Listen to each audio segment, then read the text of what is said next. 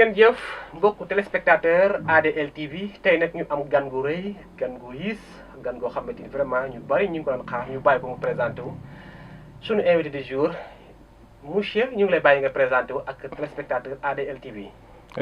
jërëjëf monsieur Ndiaye jërëjëf ci invitation bi man la monsieur Diouf ñu gën kaa xam ci Coly Diouf je suis membre de PASTEF Louga. Je suis encore doctorant en faculté des sciences juridiques et politiques de Dakar, Cheikh Anta Diop, relations internationales plus précisément. En plus, je suis directeur d'école de l'école élémentaire Médina Sarr dans la commune de Mbédiène. Merci vraiment maa ngi nuyu sa auditeur ou bien téléspectateur parce que voilà effectivement waa ADL TV yëpp maa ngi leen di nuyu et puis vraiment di ñaan sunu borom yàlla nañu yàlla may inspiration bu ñu wax lu mën a jëriñ nit ñi vraiment bañ a wax lenn lu ñuy xeebe fii jërëjëf merci. jërëjëf monsieur Diouf comme ni nga ko waxee am na solo. suñu laaj bu njëkk mooy Ousmane Sonko ak RTS. gis nañ ni ci campagne Ousmane Sonko bi. Ousmane Sonko dafa dégager micro RTS. yéen bu ngeen gisee loolu nekk la leen def. dégager wala repousser donc dégager moom daa xaw a diis trop mais de toute façon bon gis nañ ko ñun ñëpp ko gisandoo muy geste bu courageux boo xam ne pratiquement il a passé à l'acte xam nga Sénégalais le plus souvent bu ñuy naqarlu dañ koy wax gis nga lu Ousmane Sonko def noonu. Pratiquement 90% des Sénégalais ñoom la ñuy jooy fu ñu toog te mënuñu koo manifester wu et c'est ça la réalité Sonko nag bi li may wax rek le plus souvent boo gisee nit ñi topp ko ci franchise am moom il ne mange pas ses mots donc lu muy sentir ak lu muy def ci yëg-yëg la ciy demee et il va avec naturellement la ciy demee donc du nit kuy dem à demi-mesure lu mu gëm ak lu muy def da koy def sans réserve. Vraiment sans aucune hésitation pratiquement vous savez gis nga RTS nañ ko préciser c'est un service public mooy loo xam ne askan wi yëpp ko moom RTS du ñoom ñooy recruter ay nit di leen fay non RTS dafa mel ni par exemple hôpital régional RTS dafa mel ni nuñ koy waxati dafa mel ni par exemple tribunal régional en même temps ils sont là pour le peuple ils sont là pour la société comment peux-tu imaginer par exemple tey boo demoon hôpital wala nga dem fële tribunal bëgg fa casier judiciaire ñu ne la yow wotaloo Macky Sall duñ la ko jox wala duñ la ko signer xel waral mënta nangu loolu gis nga la démocratie le charme de la démocratie c'est d'abord l'opposition et le pouvoir RTS donc boo demee normalement lu muy def yëpp warutee xool war segg amul segg ak nu ñu ko waxee xaaj ak seen amu ci askan wi la fi nekkal dama bëgg depuis daaw ba ren nga suivre wala par exemple depuis 10 ans ngi nii boo suivre RTS doo fi gis benn opposant pratiquement c'est très rare nga gis ñu wone ay opposants non et pourtant les opposants font partie de la société mais pourquoi ils nous montrent toujours le pouvoir le régime en place et ainsi de suite genre même les émissions ils invitent toujours des gens au pouvoir c'est inadmissible donc bu fi nekkee service public war a nekkal ñëpp bu amee nu muy dexe par exemple wala mu jeng ba ñëpp xam ko mu am opposant bu taxaw sañ a wax ne RTS mii campagne la ñuy wane ñun ñii kon donc du ma wax ak ñoom il a vraiment ce droit et il est pratiquement dans une posture à saluer man acte bi dama koy saluer.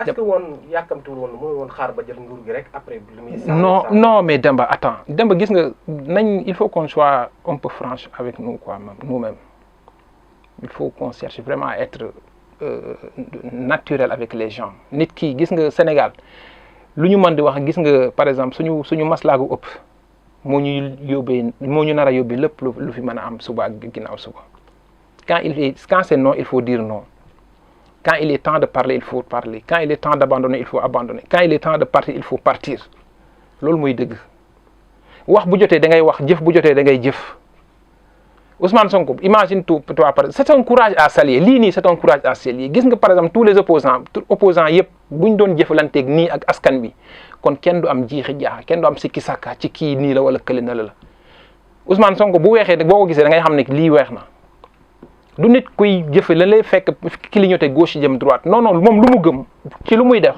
boo ko gisee da ngay xam ne kii ci lii la gëm te ci lii lay dox et c'est ça un homme politique parce que boo gisee ñun askan wi ñu dem ba am une rupture de confiance entre nous ak par exemple société bi ñu ko waxati opposants yi hommes politiques yi dem ba am une rupture de confiance entre le peuple et les hommes politiques c'est ça ba tey lu xewati dañu ne politiciens yi la parce que jàppe nañ sans politique terrain boo xam ne ku fa nekk wala ku fa dem naa fekk nga war a doon quoi nga baal ma ci kàddu gi war a wax dëgg da nga war a nëbbati nit ñi boo génnee ne nit ñi ñuul na boo duggee ci biir ne weex na c'est pas ça parce que gis nga ñi defar politique bi ak ñi koy defar politique métier bu noble la am nañu koy dem bay naan sax dama ko jàppe jaamu yàlla Ousmane Sonko loolu lay wax politique jaamu yàlla la ci man parce que li ma bëgg ci àdduna pratiquement yàlla may na ma ko te am naa ko tu vois donc kon li lay desee mooy fexeel ba yow nit ñi par exemple damaa bëgg a jiite googu fexeel ba mérito confiance boobu te bu leen mosa woon ne par exemple loo xam ne nekkul ci yow ba ëllëg par exemple mu mën laa jural leneen loo xam ne day andi rupture de confiance parce que homme politique yu bëree ngi fii am problème mu relevé wu loolu rek la daana nañ te mënatuñoo jóg parce que lu tax juste lu ñu doon woon ak lu ñu doon gëmlu dañoo dem ba biir ci biir ñu xam ne vraiment li ñu doon wax ak li ñuy jëfee c'est diamétralement opposé te nit ñi noonu la mën a def du RTS rek toute la presse non mais Ousmane non RTS xamul sax lu muy wax yàlla nañ ma jégal ci kaddu gi mais xamuñ sax lu ñuy def dem moi je suis libre bu ma neexoon doo ma jox sa micro bi je suis libre bu ma neexoon bu ñëwee fii nga jox micro ma ne waxuma tu ma téye ma sa micro waxal ñu jox la micro nga ne waxaw ma micro bi kan moo ci man dara ça c'est une liberté personnelle individuelle. mais RTS c'est télévision nationale. ba ci. comme ni ngay respecter drapeau national. ba ci lan c'est un service public qui s'inscrit dans les antipodes autant pour moi de sa mission am lii la fii la war a jubal mu xëy jubal nii yow am nga droit ne topp ma la. mais yéen waa Pastef ne vraiment ne bëri ngeen problème quoi yéen ku ne da ngeen am ak moom affaire quoi RTS. Demba gouvernement ministre député. Demba bàyyiwu leen benn institution sénégalaise. Demba Ousmane Sonko ab réew lay laaj. Ousmane Sonko laajul ab gox laajul ab quartier laajul ab réew lay laaj gis nga booy laaj ab réew daa am ni nga war a taxaw daa am ni nga war a mel est-ce que ma dégg bu baax gis nga Sénégal fii nii laay wax de pour ñu relever ko il nous faut beaucoup de courage ku amul fit fii bu yeboo nga dem toog nelaw te nga xam ne réew mi moom pare nga ci parce que lu ne yaa ngi ko fii dégg te le mal en est que da ngay gis loo xam ne dafa ne weng ñëpp war cee wax wala yëpp ñëw ko ñàqal luñ ko ñàqarlu mais il attend toujours les petits détails là pour di ci waxaat il lui revient de droit c'est son droit le plus absolu mu jël micro RTS teg ko nee ne waxuma ak micro boobu te man dafa baax sax mais bu doon man yeneen micro sax dinaa leen rocci dafa baax mu yem ci RTS dafa baax rek mu yem ci RTS mais mu doon man mi wax ak yow yeneen micro man dinaa leen rocci tegale ne. kon da ngeen amaat yeneen problème. non du problème ñoom ñoo am problème ak ñun mais du ñun amuñu benn problème ak presse. presse bi moo am problème ak ñun parce que xam nañ nu ñuy doxee xam nañ da nekk ci ginnaaw xam nañ nu ñuy demee te kuy sénégalais képp kuy sénégalais di xool di xam di xool xam nga li fi xew ne presse bi c'est à revoir. ci RTS nu muy doxee nii moo tax sax ñu mën a sax dugg ci li nga xamante mooy ci campagne ndax RTS ci campagne la tax sax mu am problème ak leader Pastef bu Ousmane Sonko. campagne yi. ñu nga commencé gum dal lam xel wala. waaw nu muy demee ni wax dëgg yàlla macha allah. ñoo ngi ciy sant yàlla bu baax a baax d'ailleurs ñoo ngi may wax nii sax Ousmane Sonko dans quelques minutes dina ñëw gane si fële suñu commune Sandiara donc muy affaire bi may rafetlu macha allah malgré que voilà on est retenu pour les besoins du bac malheureusement donc vraiment may saluer sama gars yëpp di leen jaajëfal ci seen taxawaay bu rafet et puis di leen encourager bu baax métti nañu trop nag vraiment le fait Ousmane Sonko di ñëw Sandiara ñëw Mbour tey vraiment te mënuñu koo teewee c'est un vraiment voilà. C'est un sentiment un peu voilà donc mais nag yàlla baax na yoon yemul benn incha allah on est de tout cœur mais on fera de nos mieux mais campagne bi li ñu la ci mën a wax mooy am na lu bëri li ñu ci mën a wax parce que jaxasoo na waxuma ci ay xam nga Sénégal moo tax moo wax li ma la wax sànq presse bi gis nga gars yi bu ñu nekkoon di dóorante nga dégg ñu naan fitna kenn dóorante wut gars yi ngi wax seen programme di dox ndànk di wax seen campagne loo dégg campagne bi muy doog a tijji campagne à mouton maanaam campagne bi xumbul. lan lañ doon xaar ay dóorante ki jamante ki ainsi de suite moo tax saway xoolal Ousmane Sonko a bien compris les Sénégalais il a bien compris gis nga quoi qu'on puisse dire loo mën a def ak loo mën a wax rek gars yi dinañ critiquer te gars yi dinañ wax dinañ commentaire les commentaires sont libres mais les faits sont là defal li ngay def rek nga dox sa dox après li ñuy wax ak li ñuy wax nit ñaa ngi fi dañuy xool parce que seen xel lañ yore di calculer et puis di analyser. intercoalition entre Wallu ak Yewwi. musiba bàpp ko ba si yéen a. musiba comment lii de yaa koy wax waaye waa Benno Bokk Yaakaar duñ ko wax. déet waa Wallu koy. non c'est une première pour l'histoire du Sénégal. man jàng naa histoire politique sénégalaise mais vraiment une coalition comme telle. de cette envergure mais je pense que c'est la première fois ci li ma xamagum ci Sénégal ah. ma gis ko parce que c'est stratégique Demba. tu vois. Tu n'es pas sans savoir que élection locale yi vraiment da nga gisoon liste Yewwi yu bëri dañ ko rejeté woon. comprendre ba ci ay localités yu bëri dañoo rejeté woon liste Yewwi Askan Wi. am na fu ñuy rejeté woon j'espère bien Wallu mais bëriwut léegi comme gars yi xam nañ ne pour rectifier le tir il va falloir vraiment trouver une stratégie def nañ ko léegi moog Wallu ñoo def intercoalition bu ñëpp rafetlu pratiquement 90% xëy na nag am na ay trucs yoo xam ne gars yi méttit luñ nañ ko naqaaral woon ainsi de suite mais mënta ñàkk fii jëf boo fi def rek naturellement dina am niñ ko gisee ñii ne ñu gisee nii nii gisee na le mais je suis convaincu que les leaders là vraiment on peut leur accorder de bonne foi quoi mën nañ leen a nangul seen yéene gu rafet ci lu ñu gisagum nii mën nañ leen nangul seen yéene gu rafet. mais Ousmane Sonko du candidat pourquoi muy candidat. du candidat non loolu jàmba bokkul ci liste bi du candidat. bokkutul mais il est dans la coalition. il est dans la mais na bàyyi ñu nekk ci liste bi. il est dans la Macky Sall lu muy def nii campagne la saway. moom lu muy dafa mel ni dafa bëgg a wax ni gars yi mi dëggal non si mais attends Demba c'est une équipe. Une coalition, c'est une équipe, c'est un ensemble de personnes, c'est un groupe. Et ils vont avec l'esprit de groupe. Donc, il y a des gens qui ainsi de suite, des candidats. Mais c'est une équipe, c'est une équipe autant pour moi. Pourquoi vous voulez langamu Sonko? Non, du langamu. Non, Sonko, qu'on le dise ou pas, il est le leader charismatique de la coalition. Et je salue l'humilité vraiment des leaders. C'est une reconnaissance bobu dama len koy saluer parce que yenn yi nit ku baax rek mooy nangu mbaaxu moroomam wala nit ki lu ko yàlla may nit ku xol bu baax rek mooy nangu loolu mais ku waxal yàlla rek xam nga ne Sonko am na li ko yàlla may ci tey ci champ politique bi. Peut-être et j'espère bien et je le souhaite. Non, Demba, monsieur Ndiaye, je te dis une chose. Gis nga gars yi bu yóbbu ñu def ndànk Sénégalais yi dañoo commencé yeewu ci lu bëri ñi ñuy fekk ci kër yi toog di xaar ñoo ëpp solo sax ñu ñuy topp caravane yi. Caravane bu fi romboon tey tu vois 100 personnes 200 personnes 300 personnes 1000 personnes ñoo ngi ci biir kër yi toog yor seen carte. Pratiquement da ngay gis ñoo xam ne ay dal seen dala la ñuy yore ou cëppeelu seen oto dugg ci biir kër yi di joxe ay flyers ainsi de suite il faut faire très attention avec ces gens-là parce que ils commencent à comprendre les choses ñu bëri tey du ñu topp caravane ñu bëri tey leader politique jaru leen ñuy daw mais ñoo ngi seen kër yi di toog di déglu di xool yow toogal nga wàccal nga def porte à porte nga dem toog ak ñoom nga wax ak ñoom ainsi de suite bu ñu la déglu dañuy xam ne kii ku jarawatal la wala kii vraiment mooy loolu tanewul gars yi. bu cohabitation amee ni muy demee. nar a neex. Pour une première fois dans l'histoire politique du Sénégal encore. Non, de question métier, mais moi je le souhaité.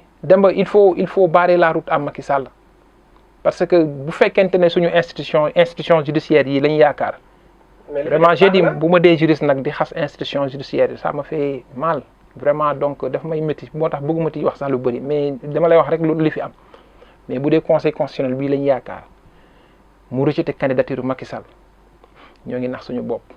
Je ne le crois pas. boobu nag bi ngeen ŋàññi ni moo nangul li nga xamante moom mooy candidature bu Barthélemy. waaw mais attends non da nga bëgg ma defal la xanaa da nga bëgg ma rappeler la historique bi fan lañ jógee nan la demee nan liste Dakar dañ ko rejeté ñu nekk ci délai bi pour rectifier waa Sénat bañ ne Barthélemy liste bi la ñuy yóbbu par la force gars yi introduit un recours bi ñu introduire le conseil constitutionnel il ne pouvait que faire ça loolu rek la ma doon def.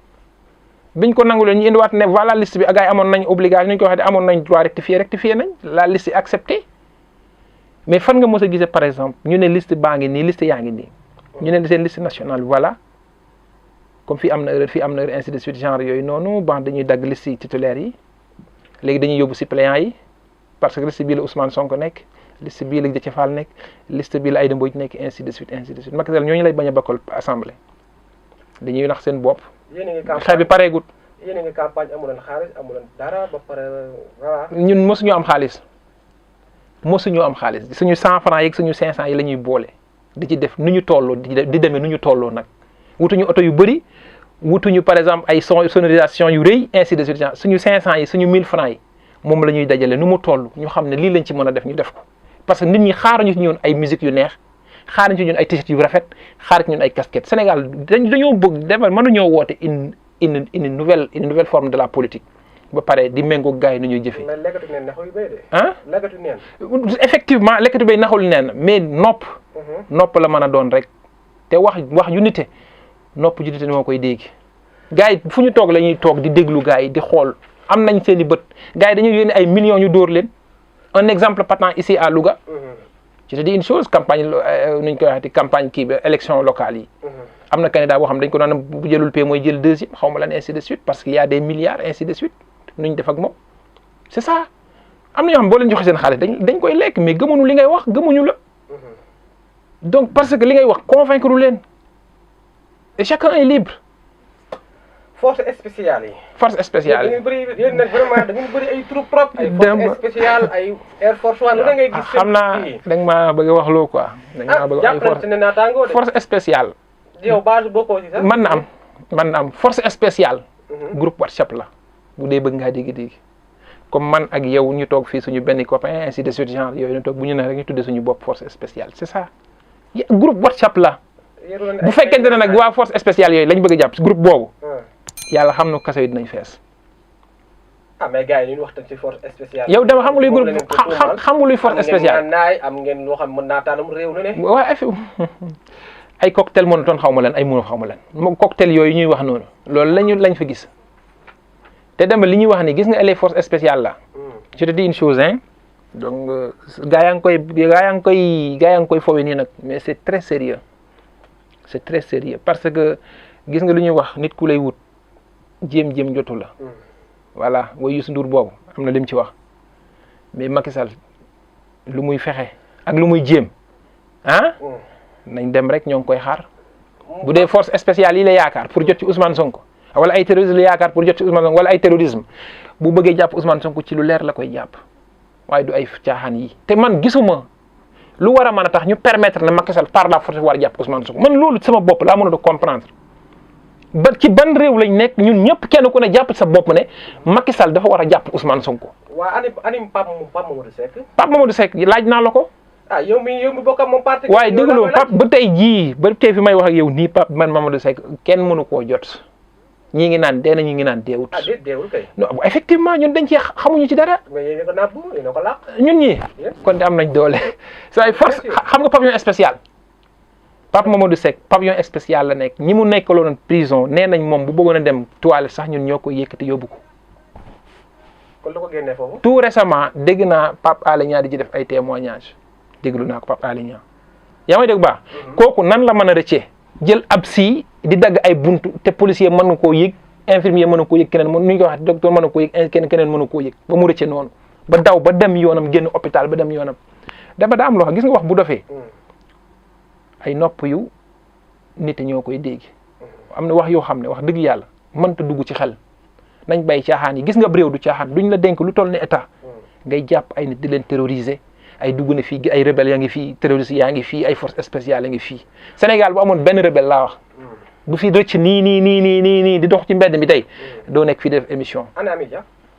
Amidia ba tey ñoo ngi ko jàpp coordinatrice fële Sam Notaire Guédiawaye ci lan lañ ko jàppee. ban taxawaay ñoo ngi ci. avocat gars yi wutal nañ ko pôle d'avocat avocat yi nga ko war a taxaw ñoo ngi koy taxaw. dinañ ko non dañoo ne Amidia dafa amoon xaalis bu muy jot. buy jógee ci ay membres Pastef yi nekk à l'extérieur pour seen manifestation yu ñu doon def loolu buñ ci toppoon Sénégal laa wax de.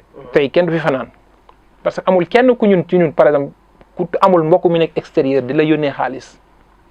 dama loolu du raison gis nga bu ñu bëggee jàpp nit bëgg koo toroxal nañ wut yeneen raison yu gën a raisonnable yoo xam ne xel mën na koo nangu ñu teg ko ci kawam pour emprisonner ko mais c'est pas des choses aussi vraiment bas